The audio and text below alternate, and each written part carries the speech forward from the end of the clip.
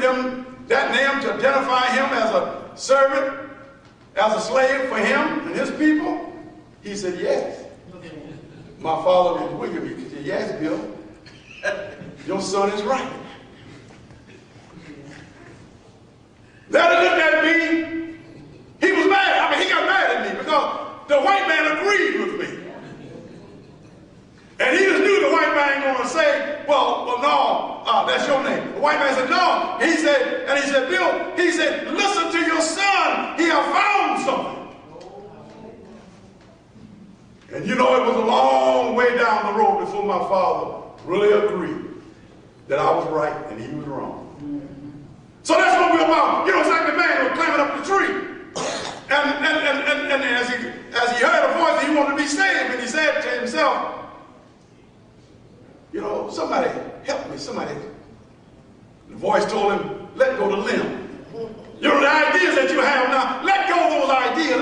Let go of those things the white man taught you. Let go of them and hold on to something, a new idea, a new thought. That will save you, not the white man.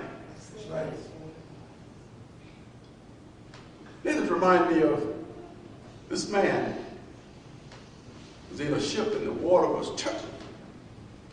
The water so turbulent, and one man was in the ship, he fell out and drowned.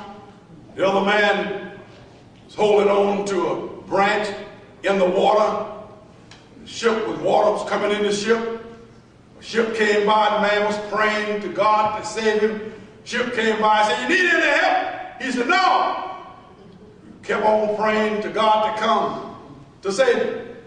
Another ship came by, blew their horn, said, you need help? No. So the man drowned, died, went to heaven. He got to heaven. He asked St. Peter, he said, I prayed to you.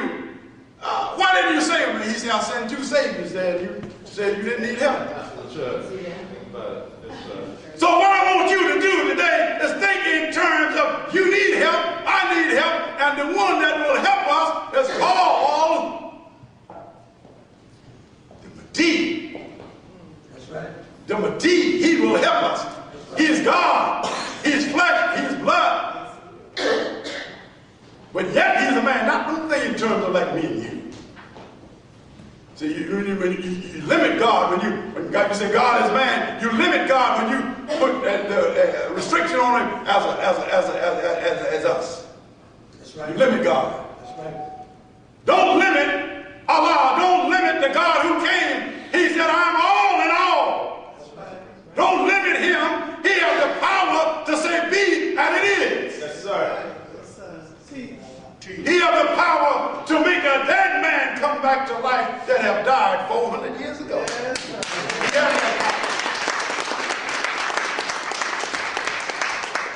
All praise is due to Allah for the Honorable Elijah Muhammad. He has that power. That power is in him, and he's putting that power in us. That's right. That we can stand up and demand something. Because if he taught his messenger power, and the messenger taught us power, then power is in all of us. That's right. That's right. I'll never forget one day I was coming to dinner. The messenger on the plane, I was flying in, I spoke at another temple, and I was late.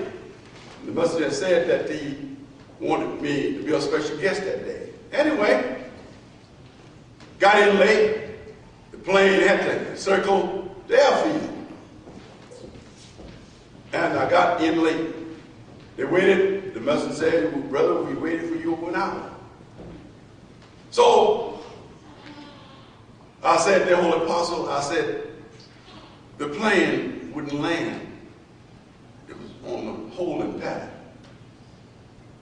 He said, brother, yes, we heard, but why didn't you land the plane?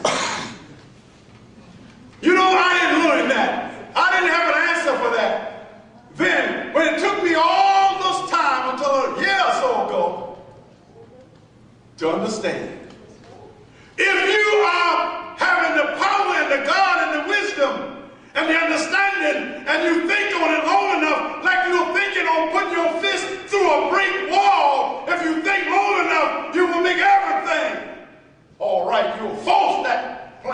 land. Because the forces of nature demand respect by a man who have wisdom and knowledge and understanding. That's why the white man was able to say in 1930, it's going to rain when there wasn't a cloud in the sky. And all of a sudden, around 1 or 2 o'clock, the sun, the clouds start coming down. The rain, the lightning, the thunder. Why? Because he demanded that. That was in the book of Genesis. He demanded that. Give them dominion over everything that crawls. And Master Farad Muhammad said we should have dominion over everything that moves, but we got to be in the righteous mode. That's right. That's right. Yes, sir. Can't do it as a slick Negro. You got to have the righteous mode. You got to be right in order to do this. Yes, sir. He said, I'm going to free the man. What man? I'm going to free the black man of America. America and her people, the white man, live so and so joyful in wickedness. With murder, robbery, and hatred of the black man. This happens every day. That's right. Happens every day. The black man says he want to do something. What is it that you want to do, black man? You want to do something that's not real. Think about it. See, when you start talking to a black man about Islam, he's ready to go. He's afraid. Why? Why he's afraid? He's afraid of something. What is the thing that he's afraid of? He's afraid of himself. That's right. Why is he's afraid of himself, Muhammad? Because he loves not himself, everything else but himself. Yes, sir. Allah said, I'm going to judge that people, the white man of America. I'm going to judge him. Allah said that I'm going to announce judgment and death to them because they have destroyed my people. They have robbed them. They have sold them. They have blinded them. They have spoiled them. The Honorable Elijah Muhammad, the messenger of Allah, tells us that this man, this black man in America, you know, the black man and the white man, the black man is just like the white man, he's just black-skinned, but his mind is white. See, that's why Negroes have a short memory. You remember when you had a mayor who ran jail a few years ago, his name was Daley. Daley ran and Daley won every war. Negroes were running, there's some Negroes out there trying to be mayor, but the white man won every war. Why? And all these wars were black folks. But they complain, oh, police brutality, he ain't treating us right, he ain't doing that, he ain't doing that. They had a chance to make a difference. That's right. But they didn't. Why? Because they love who? Yeah. They love the devil. Why they love the devil, Muhammad? Because the devil gives them nothing. That's right. Why does they hate? Right.